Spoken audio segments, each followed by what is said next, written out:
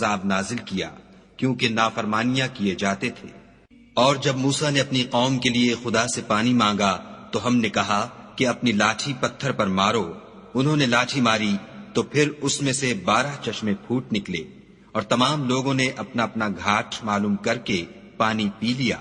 ہم نے حکم دیا کہ خدا کی عطا فرمائی ہوئی روزی کھاؤ اور پیو، مگر زمین میں فساد نہ کرتے پھرنا۔ اور جب تم نے کہا کہ موسیٰ ہم سے ایک ہی کھانے پر صبر نہیں ہو سکتا، تو اپنے پروردگار سے دعا کیجئے کہ ترکاری اور ککڑی اور گیہوں اور مسور اور پیاز وغیرہ جو نباتات زمین سے اگتی ہیں ہمارے لیے پیدا کر دے۔ انہوں نے کہا کہ بھلا عمدہ چیزیں چھوڑ کر ان کے بدلے ناقص چیزیں کیوں چاہتے ہو؟ اگر یہی چیزیں مطلوب ہیں تو کسی شہر میں جا اترو، وہاں جو مانگتے ہو مل جائے گا۔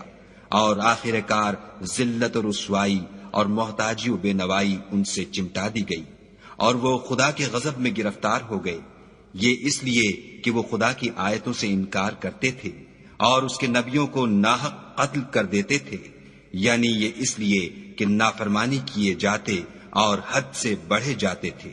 جو لوگ مسلمان ہیں یا یہودی یا عیسائی یا ستارہ پرست، یعنی کوئی شخص کسی قوم و مذہب کا ہو، جو خدا اور روز قیامت پر ایمان لائے گا اور عمل نیک کرے گا، تو ایسے لوگوں کو ان کے اعمال کا صلہ خدا کے ہاں ملے گا، اور قیامت کے دن ان کو نہ کسی طرح کا خوف ہوگا اور نہ وہ غمناک ہوں گے۔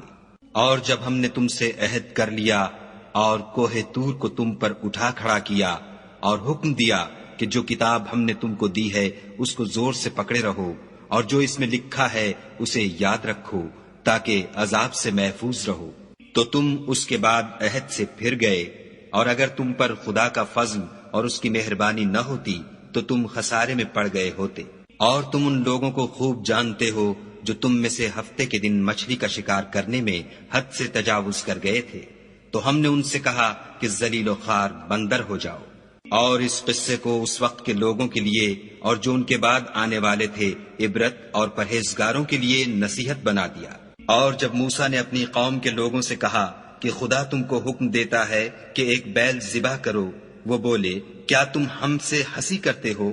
موسیٰ نے کہا کہ میں خدا کی پناہ مانگتا ہوں کہ نادان بنوں۔ انہوں نے کہا اپنے پروردگار سے التجا کیجئے کہ وہ ہمیں یہ بتائے کہ وہ بیل کس طرح کا ہو۔